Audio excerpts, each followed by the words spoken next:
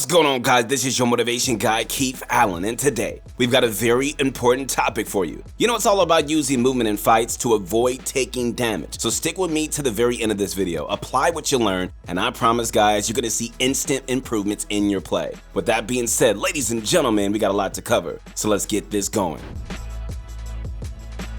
So when it comes to fighting, this is one of the first things that we recommend using to help reduce incoming damage to you, while maintaining steady damage output on the opponent. Strafing in FPS games refers to a player moving left or right, so in a fight, this is normally seen as an evasive maneuver to avoid incoming shots. For many players, this just means press A and D quickly, or move the left analog stick left and right while in a fight, and that's about all it ever evolves to. Then we have counter-strafing, which refers to the point of directional change where your character is still practically standing still. So why this is important to take note of is because it allows for very accurate shots to be hit during this time of little speed. For Apex, this can be major for wingman shots or any single shot precision weapon. Now, before we explain this, we want to preface this and say that if you're only relying on strafing or counter-strafing in fights, then you're going to lose a lot of fights. You know, in Apex Legends, there are many things that you can use before putting yourself directly in front of a player that might one-clip you even if you're hitting crazy strafe patterns. Strafing in general, guys, should be a last resort, as you're essentially just leveling the playing field for an enemy when you could be on high ground or a head glitch or just somewhere safer to just finish the enemy off. Now, with that being said, let's talk about some ways to improve your strafing in fights to really throw your enemies off. Alright guys, so first things first, we don't want you to be doing any strafe patterns that your aim can't keep up with. If you can't kill the enemy, then there's really no point in moving around like a maniac while they shoot you.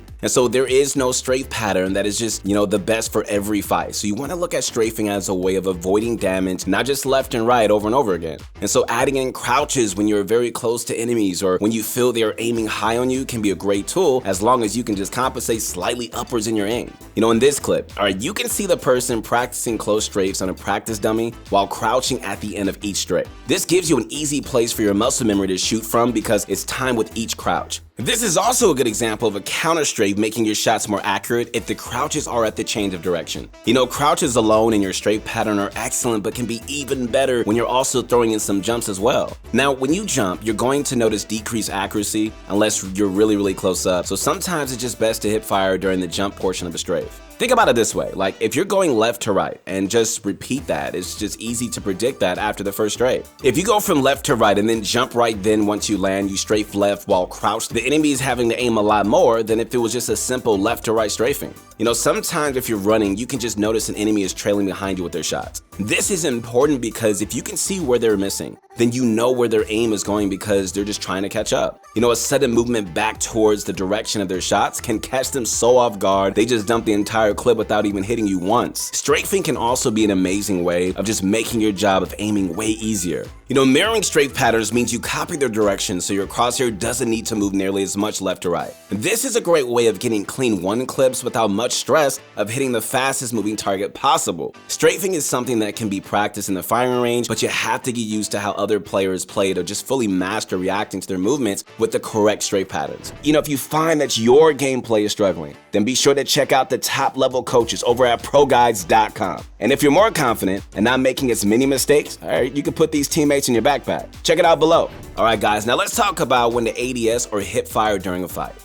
So Apex Legends has some of the best feeling gunplay in the FPS category. This has helped a lot by the game's ability to balance ADSing and hipfire to create an availability for both to be used reliably if you choose to. ADS is always more accurate, however, has a reduced strafe speed, making you an easier target to hit while returning fire. Hip firing allows you to maintain the normal movement speed, but has bloom, which results in less accurate shots than ADSing. And this also can change per weapon, as some are just more accurate than others while hip firing. For example, the flatline is just ridiculously accurate in hip fire, where the devotion is all over the place. We like to say ADS while in cover, or when you're not in risk of being shot at from behind, or just out DPS from the front. Also, if you play Gibraltar, we recommend ADSing as much as possible until your arm shield is just broken in a straight up fight, and then it's just the best to hip fire while strafing to ensure the best movement for this big guy. So in this clip, you can see this player ADSing and putting major damage on an enemy at range, and then swapping to a close range target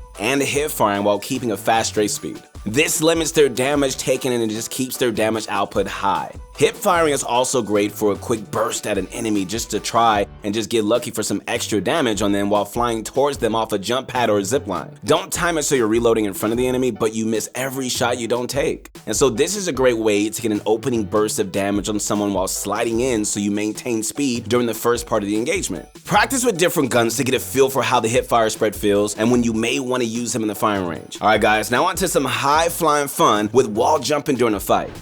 Alright guys, so when it comes to movement techniques that look cool to randoms, most people probably think of wall jumps first and foremost. Super glides and even tap strafes can be hard to recognize, but it's hard to miss that teammate flying across your screen, inspecting his wingman for the fourth time in the same hallway. Even though this tech is often seen outside of a fight, that doesn't mean it shouldn't be a part of your fighting arsenal for certain moments where it can be highlighted effectively. You know, oftentimes this is best used on the last player of a squad or a definite 1v1 unless you're initiating with your team, and we're gonna explain what we mean. You know, when you're in a fight and you have an enemy holding a corner on you, it could be a big surprise at a wall jump when aggressively peeking the corner. So instead of just slide challenging the corner, you instead bounce and just pre-aim at the corner to land a big shotgun shot or SMG spray. This can be punished easily if an enemy tracks your trajectory, but if you can get an opening break on them or just catch them when they aren't peeking you, you should get a very good opening shot on them. You know, in this clip, you can see a player breaking the enemy's armor and just rushing his position, hitting a wall jump perfectly to launch themselves into the air and hit a shotgun shot on the player to finish them. So practice this in firing range and in pubs because this is going to take some time to get used to. Now when you do get used to it, you can start using it in smarter ways. For example, in ranked, if you and your team are swinging a team on a corner, sometimes hitting a wall jump was going to give you guys a good clear line of sight for an opening shotgun shot instead of having that big gibby strafe in front of you and eating it. This can also give multiple enemies a lot of targets at once since two people are on the ground and one is in the air. You know, it can kind of overwhelm an enemy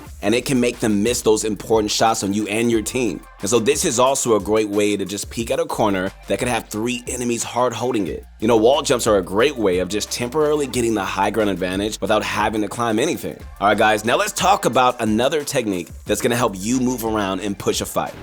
So slide challenging is a great way to move forward on an enemy team and apply the most pressure possible while doing the least amount. You know, knowing enemies are moving up rapidly and also returning fire anytime you peek is a scary thing. So this is possible by sliding ADSing during the first 2/3 of the slide to have great accuracy while keeping all your momentum. You know, once you're on enemies, it can be a great tool for getting that low perspective to hit shots at or just drawing fire your way while your team lasers them from the side. Alright, so don't slide for too long or you're gonna slow down and just stand still. Obviously, this isn't good because you become a sitting duck for any player to one clip. Alright guys, so in this clip, you can see a player pushing forward and shooting while sliding doing large damage. This keeps them moving and applying damage instead of just hands out sprinting towards them. You also become a harder target to hit while sliding since your hitbox becomes shorter and smaller. Alright guys, so now for the most annoying thing to fight ever, which is head glitches.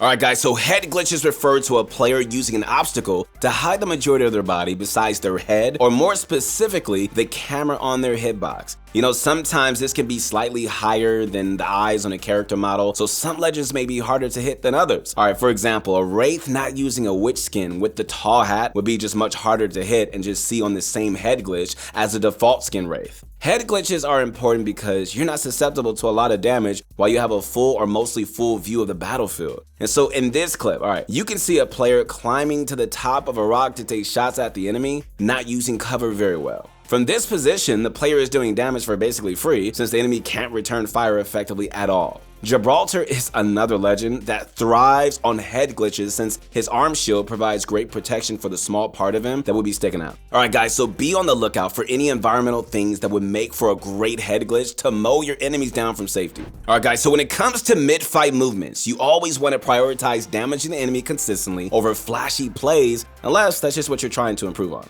You know, you want to focus on repeating actions that you can build a muscle memory so that you can be an efficient killer. You know, using strafing to your advantage is only good when you pair with other mechanics like slide challenging and wall jumps. Also, aiming in all of these tags is important because ADSing or hip firing will drastically affect how your legends react to your inputs. So using your surroundings better than your enemies will allow for you to be healthier at the end of more fights than just trying to strafe in front of enemies. Alright, remember that strafing should be the last thing that you do before an enemy is knocked and not the first thing. You guys feeling better about your ability to move in fights? I sure hope so, because these tips right here in this video, man, it can take your fighting skills from a 2 to an 8. in no time. And yes, I just said an 8. All right, we got to keep it real. All right, you know, getting to that 10, it takes a long time, man. It takes practice and grinding, but I know you can do it. Anyways, I hope you guys enjoyed the video. Make sure to stay tuned to our next video on Tuesday. Once again, this is your motivation guide, Keith Allen. You can connect with me on my Instagram at your motivation guide, man. Hey, share the good news about this channel and the content that we got with some of your friends, because it is going down for real, man. We got some great stuff coming out. We'll see you on the next one. Peace.